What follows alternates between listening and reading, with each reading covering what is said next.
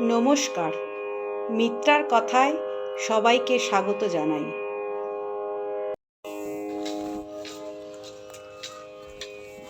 আজ আমি আপনাদের সকলকে নিয়ে আসলাম পানিহাটির বাজারপাড়া ঘাটে।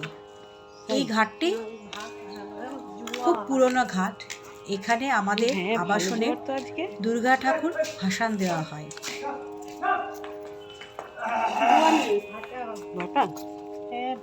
সকাল সকাল গঙ্গা দর্শন করতে কার না ভালো লাগে, তাই আমার সাথে আপনারাও পুণ্য অর্জন করুন মা গঙ্গাকে দর্শন করে। আজ আমি যখন এসেছি তখন দেখছি গঙ্গার জল একদম স্থির হয়ে আছে।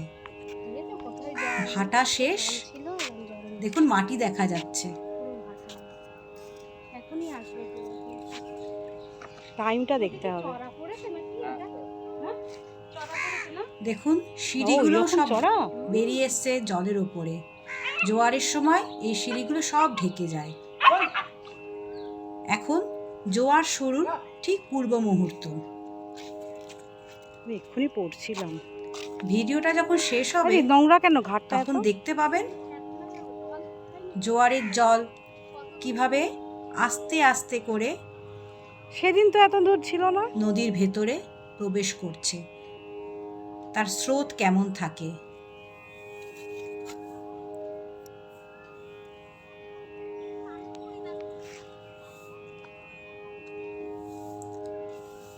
ওইদিকে ক্যামেরায় হয়তো ভালোভাবে তুলতে পারিনি, ভাটার ফলে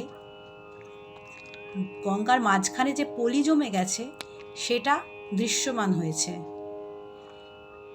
এবং আমরা থাকতে থাকতে দেখলাম যখন জোয়ার বেশ দুটো তিনটে সিঁড়ি যেও না, ভেঙে পড়বে, জলে ভরিয়ে ফেলেছে, যাবে, তখন ওই চটটাও কিন্তু জলের তলায় চলে গেছে। দুটো মাছ ধরার নৌকা মাঝ গঙ্গায় মাছ ধরছে, নোঙর ফেলেছে। দেখো চড়া দেখছো, ওই যে ড্যাঙা দেখা যাচ্ছে, ওখানে পানকৌড়ি টুপ টুপ করে মাছ ধরছে আর উড়ে যাচ্ছে। চলো নেবে হেঁটে আসি, আমার সাহস নেই ভাই, আমি সাঁতার জানি। দেখুন কিরম পলি মাটি বেরিয়ে গেছে ভাটাতে। থাকে দেখো জল ভাটায়, ওই যে মাছ। আজকে সকালের ওয়েদারটা খুব ভালো ছিল।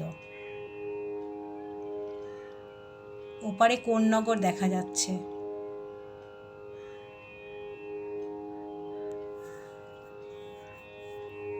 আমরা বসে আছি জোয়ার দেখব বলে।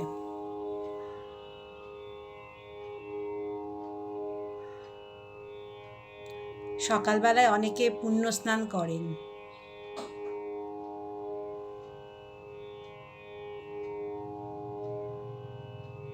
এইটা বাজারপাড়া ঘাট।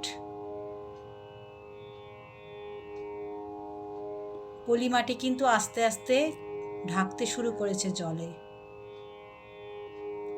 দুটো সিঁড়ি ডুবে গেছে। ওই যে আপনাদের বলেছিলাম না, দেখাবো প্রথম অবস্থায় জোয়ারে গঙ্গার জলের স্রোতটা কীরকম থাকে, স্পিডটা।